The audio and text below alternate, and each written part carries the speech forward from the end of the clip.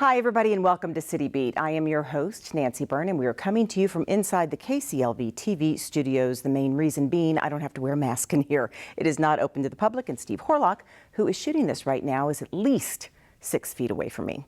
Well, aside from putting up with the smoky skies here in the valley, you've probably heard the recent report from the Bureau of Reclamation that basically says Lake Mead is low. We know that, and it sounds very scary, but we're at the point where we have to start watching our water consumption. But you know what?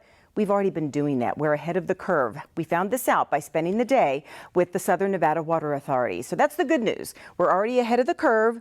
The challenging news is that we've got to keep up this good conservation work. I don't care what it says on the side of the vehicle. No one ever wants to see flashing lights come to a stop in front of their home. But this patrol car is not necessarily delivering bad news or a big fine. In fact, this conservation aid may end up saving the homeowner money. We're more for education rather than like hammering people with fines. We don't really want to, we think educating is much more important. And a lot of people really don't know. A lot of people are not aware that something's happening. People are busy, they don't even realize. Cameron Donnaroma travels around our community answering reports from people who spot water waste in their neighborhoods and looking for trouble spots himself. Typically, his stops are to inform residents of the problem, like this particular house where there is a pretty significant irrigation leak. Water Waste Investigator 8776. Today is Monday, August 23rd, 2021 at 7:42 a.m. Every problem is recorded and documented. There appears to be an irrigation system leak occurring in the front yard of this property, causing runoff. He then checks to see if this is a first-time violation or if there had been other attempts to inform the resident of the problem. This being a first-time problem at this address, his job is to indicate where the leak is located with a flag and place information on the garage door explaining the situation and the need to fix it. He often finds residents appreciate him pointing out an issue, knowing it will save them water and money.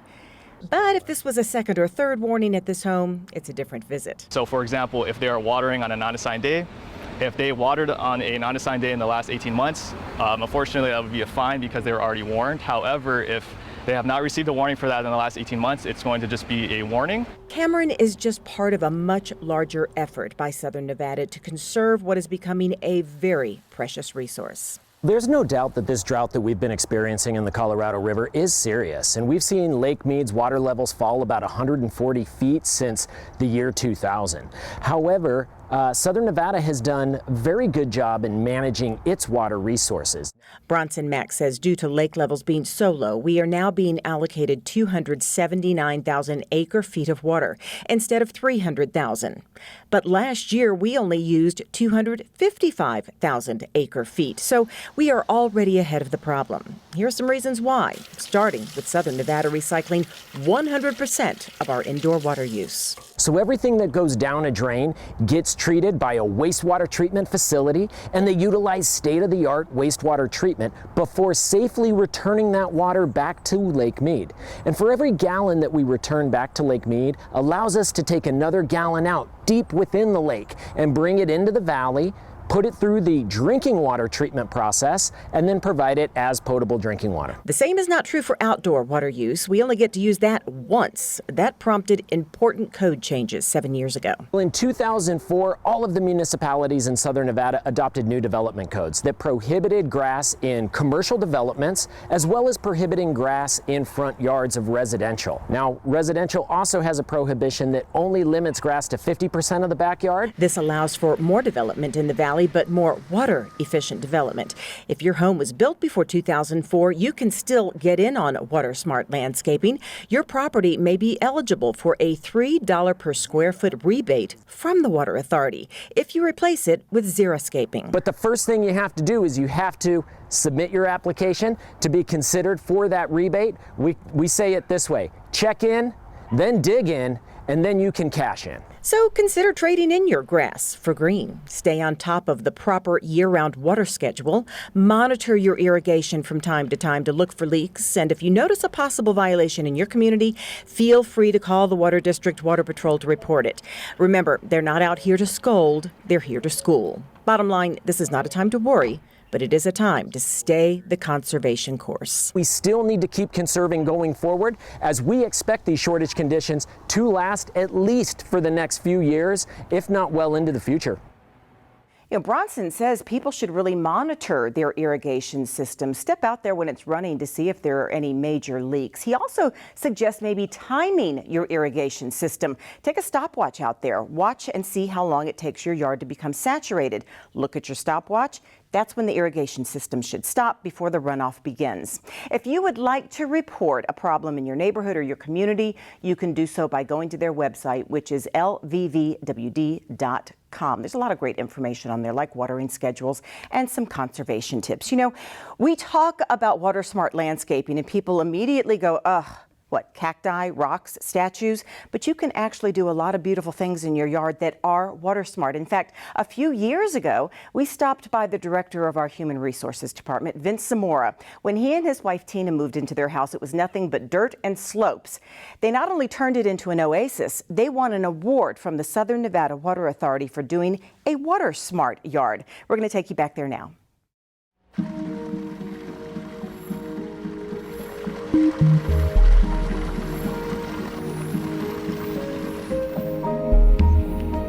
You might think you're standing in an oasis at some tropical resort, but you're in the middle of the desert in the backyard of Vince and Tina Zamora, winners of the prestigious Professional Design and Maintenance Award of Excellence from the Southern Nevada Water Authority. As Human Resources Director with the City of Las Vegas, Vince faces challenges at work.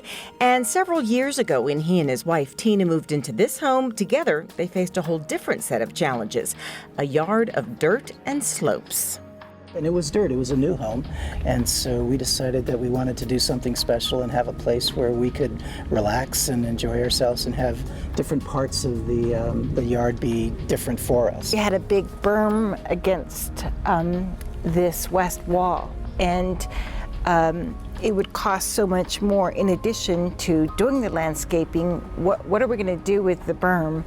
And we just kind of built that into part of the landscape, which created even more definition, so it became a bonus. They didn't just win the award because of the design they came up with, along with their landscapers. They won because of the ongoing maintenance it takes to keep it looking like this. Every Friday I come out and just kind of depressurize from the work week and sit down, cut and trim the flowers, deadhead them and contour the shrubs. Tina comes out and she helps me sack up everything, or she'll trim her vegetables and the herbs in the garden back there. So we're pretty busy during the summer, but I think we kind of have it down to a science. Yeah, we really do. A lot of thought went into the types of plants and flowers they would grow, so this labor of love would bring them joy year-round. Well, you can see right now we've got a lot of color, and it's November. Right. So they planted the specific flowers so that it would have color during the course of the years. The Water Authority is also about conservation and sustainability, so the judges also took notice of how the Zamoras use their yard to grow fruit trees and an herb garden. In fact, Vince says Tina's herb garden is so immaculately kept, he jokes that he can tell on those rare occasions she commits an herbal indiscretion. Trying to pass off store-bought basil from homegrown? Please. Both Vince and Tina say cultivating this award-winning garden has not only brought them joy, it's taught them a lot. What I learned throughout this process is there's always something that can be done. It's just climbing over that mountain and making it a molehill, and really it was a labor of love for enjoying our space and kind of making it into that, and it turned into that. So where there's a will, there's a way. We've got carnations that bloom, and we've got the roses that are coming up right now. So it's just a lot of fun, and it happens during the course of a year, and it never really seems to stop, and it gives you a sense of how the earth works. You don't have to break the bank to have a beautifully landscaped water smart yard. The Zamoras say you can hire a landscaper, but if that's not in your budget, the Springs Preserve and the Southern Nevada Water Authority have some great suggestions for you. Thank you to the Zamoras for welcoming us into their backyard. We're going to take a quick break, and when we come back, September is Baby Safety Month, and we have some tips that might even surprise the most attentive of parents. Stay with us. Congratulations to the City of Las Vegas Employee of the Month, Chris Osiadlo. Chris is a technical systems analyst with the city's IT department. When the new municipal court building opened earlier this year, Chris worked tirelessly to coordinate the information technology needs for all who work in the courthouse. During the weekend move from the Regional Justice Center to the new building, Chris worked to ensure all of the computers and phones for the court and city attorney's office were set up and operating properly. As you can imagine, that was no small task. Because of his attention to detail, there was a smooth transition, enabling the courthouse to reopen to the public without missing a beat. For Chris's outstanding customer service to the city and, in turn, better service for our residents and businesses, we tip our hats to Chris Osiadlo, the City of Las Vegas Employee of the Month. Sure, I look cute now, but when my owner lost his job, it was rough. I was living on the street, and one night, me and this Cocker Spaniel got into it so bad, I wound up looking like an ice cream cone. I cried a little bit, but thankfully I got rescued, so I'm running, I'm jumping, all back to my old self. And I'm ready to give unconditional love, even if you put a lampshade on my head.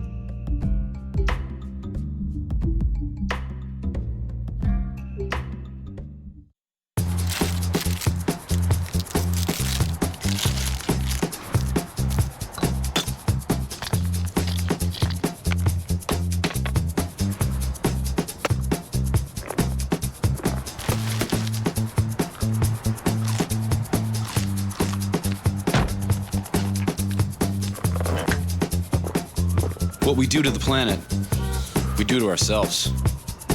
You can help keep America beautiful. Visit KAB.org.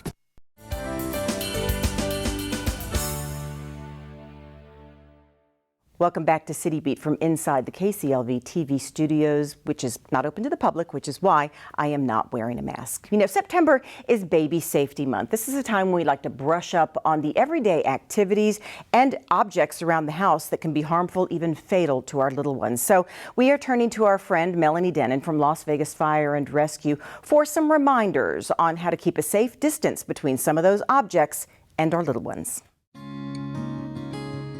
Let's start here, a beautiful, clean and homey kitchen, a place where happiness and nourishment come together. But for our little ones, danger can be just an arm's reach away. All of these items necessary for a clean and healthy home can look awfully inviting to kids. Melanie Denon of Las Vegas Fire and Rescue says storing these items high, out of a child's reach, is ideal, but not always an option. If you're going to store them in a lower cabinet, make sure you have a child-proof lock, so that children cannot get into them, because children don't know the difference between cleaning solution and juice. Sometimes adults can't tell the difference by just looking at these liquids. As we set up this demonstration in the KCLV break room, Melanie asked my coworker, Steve Horlock, to weigh in. Which is juice and which is a cleaner? Which one's Pine Sol? This one's Pine Sol here. Nope. Damn. I know. Which one's Windex? I thought it was this one, because it's a little watery. No? Steve is not alone. I couldn't tell either. This is an amazing demonstration that you have here. Yes, so just by looking at this, you know, kids are attracted to colors. They know their juice is, you know, apple juice is yellow, Gatorade or fruit punch, depending on the flavor, is blue, some Gatorades are purple. So looking at this that I've set up for you, which one are you going to drink thinking it's juice? Because you don't know which one is which. Right, I don't, and I wouldn't know. I would have to pick it up and shake it to see if there's suds, and so of course children don't. Here we have apple juice and Pine Sol. Wow. Here we have Gatorade and Windex. Wow. Little kids don't know how to read labels. You know, they're just going to pick it up and try and drink what they can get their. That's what babies do. Little bitties. They put everything in their mouth. Yep. While on the topic of putting everything in their mouths, Melanie pointed out some other common poison and choking hazards. This button battery is both. These are extremely poisonous to children. It'll start eating a hole in their stomach within 2 hours of swallowing. So if your child, you suspect they might have swallowed one of these, take them to the ER immediately. Okay. Do not wait to see if they pass it. Okay. Many foods that can easily lodge in a child's throat are foods they love, like hot dogs, grapes, and popcorn. If you're going to feed your child any of these foods, including popcorn, you should break it down into little pieces. Or I cut hot dogs into a quarter. I say that for hot dogs, grapes, olives, anything like that is the size of a marble, you need to cut it into quarters and give them little pieces of it so they do not choke on it. Hard candies are a no-no, as are items that can be mistaken by a child for candy. Hard candies are the worst thing for children under the age of 4. Nobody should give these hard candies to children. A lot of the most common things kids choke on: toys, buttons, they will choke on coins. Moving now to the rest of the house and window coverings, specifically blinds and cords. On average, every month, a child dies in the United States from hanging on a window blind cord. So window blind cords are still extremely dangerous. The majority of blinds have them nowadays. You can get cords that are blinds that are cordless, but the thing is, kids get caught up and it's a silent killer. They cannot cry out. They can't scream, they can't yell, they can't do anything because the cord cuts off their airway. So even if they have air in their lungs, they can't get it out. Of course, this doesn't mean you can't have blinds. There's an easy solution to the problem. You want to make sure that you can tie them up, get a hook, and hang them up high. Okay, so children can also get their heads between the blinds and can hang here. So it's always a good idea not to have their bed or anything next to the blinds until they're older and they can handle it.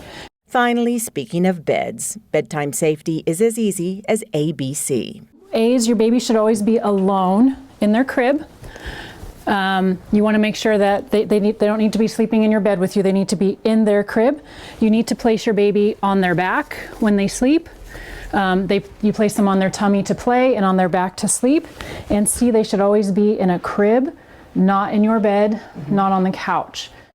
The crib should consist of a firm mattress and fitted sheet. When the baby goes in, these come out. None of these stuffed animals should be here because once babies start to roll over, they smother all the time. They can smother and die. For more information on everything from infant CPR to broader child and baby safety classes, visit redcross.org. And one phone number that's good to keep on hand is Poison Control, 800-222-1222, which you can call if you think your child may have swallowed anything hazardous. A big thank you to Melanie Denon for another great safety segment. Now, we are fully aware that parents are probably fully aware of most, if not all of these tips, but you don't have to be a parent to brush up on these things. You can be an aunt or a babysitter. And if you're in the home of little ones, you, by knowing these things, can help avert a disaster. Well, going from babies to seniors, the city of Las Vegas is well known for not only having a lot of activities for our active adults, but having very unique ones as well. So in this segment of Discover the Fun, Sue Levitt points out just a few.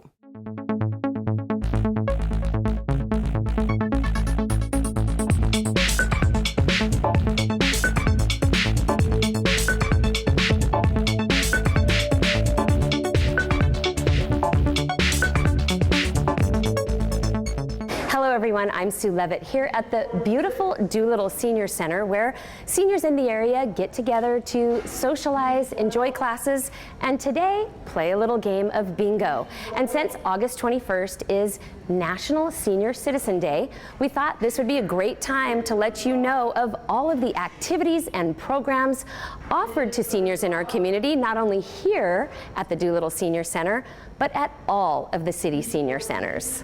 So now we do, with the right leg, passe releve, 1, left, 2. If you're a senior looking to stay active, the city has 5 senior centers throughout the valley that cater to our seniors by offering a wide range of classes and activities.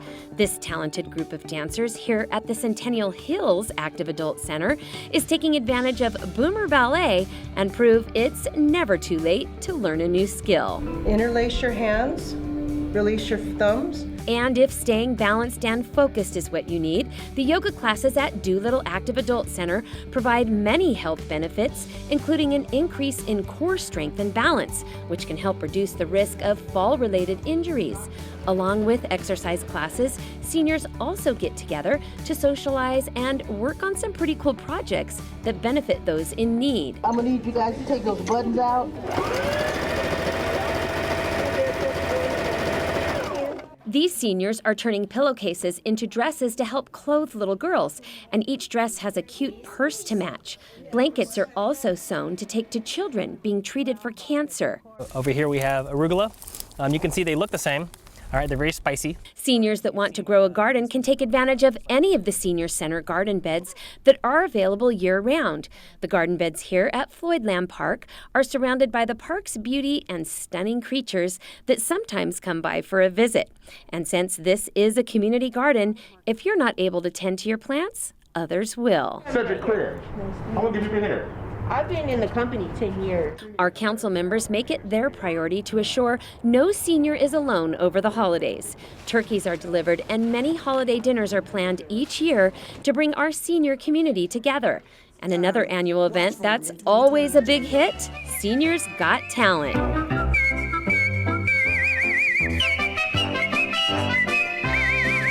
Every year, seniors show off their savvy skills at the Seniors Got Talent Showcase by performing music, poetry, dance, and much more. Seniors look forward to this showcase all year long. All together they nursed it, they rehearsed it, and when they were ready, they gave out the news. The list of what's offered to seniors through the city goes on and on. Cooking and a variety of dance classes, assistance with tax preparation, gyms are available to use. We can't list everything here, but if you're a senior, you're sure to find something to keep you entertained and busy at one of our senior centers where all, of course, are welcome. If you would like more information on classes and activities offered to seniors in our community, you can call 229-PLAY. Thank you, Sue Levitt, for that segment of Discover the Fun. Well, it's time for another break, but when we come back, we're going to tell you about a City of Las Vegas program that is teaching our youth about leadership skills in a fun way. Let me tell you about the toughest guy on earth.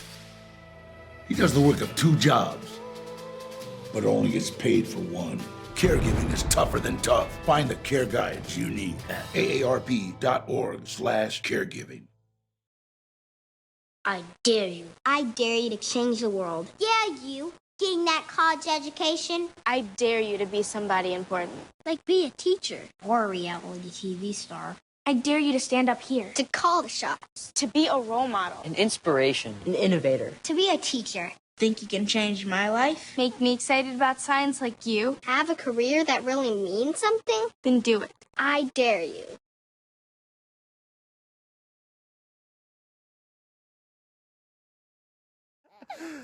Papa!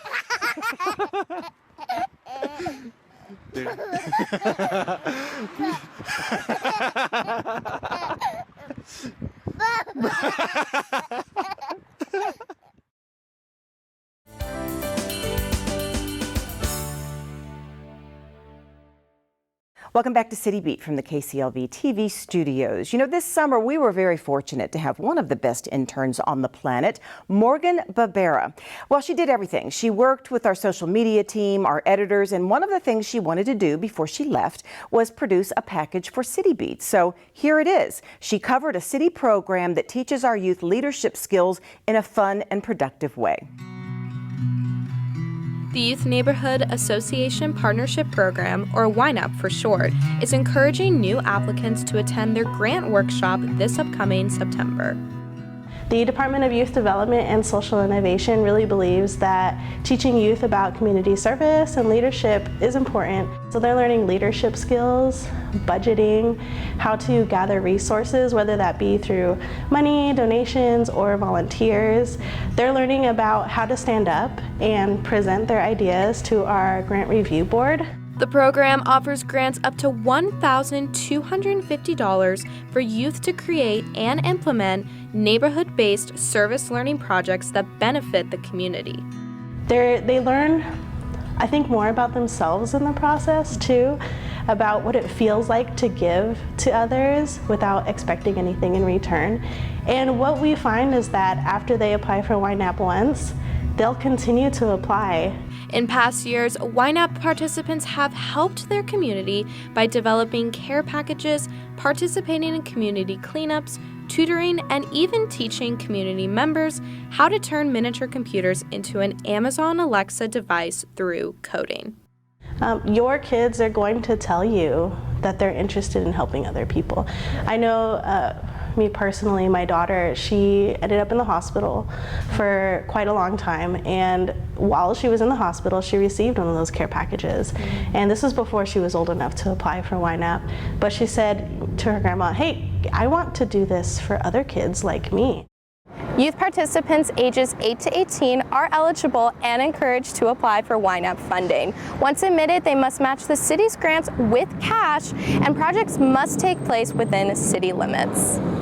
They're the ones who are passionate about these topics, and they come to me with an idea that they have, and our grant review board, lets them know that they believe in those ideas by giving them the grant. They'll also need at least 2 youth members as a part of their team, and they'll need an adult advisor, somebody to help them out along the way. We know that it's not going to be easy for an 8-year-old to do this on their own. So we always want to make sure somebody is there to guide them and help them with questions that might be hard or questions that they just don't understand. The application period is available on August 16th, 2021 and closes on October 28th of 2021. Projects should be completed between February and July of 2022. The application is only available online through zoomgrants.com. For more information, you can call Candace Borain at 702-229-2072. For City Beat, Morgan Barbera. Thank you so much, Morgan, for that story, and thank you for your service here all summer long, and good luck to you as you head off to UNR. In fact, good luck to all the students headed off to college this year. We know it's going to be a good year for all of you. Well, if you watch City Beat very often, then you know that Steve Horlock, photographer and editor for City Beat, and I love the art galleries in our city and the artists that are featured. So as we say goodbye, we take you to the historic 5th Street School's Mayor's Gallery, where the work of internationally renowned and award-winning artist Justin Favela is on display. We'll see you for the next City Beat.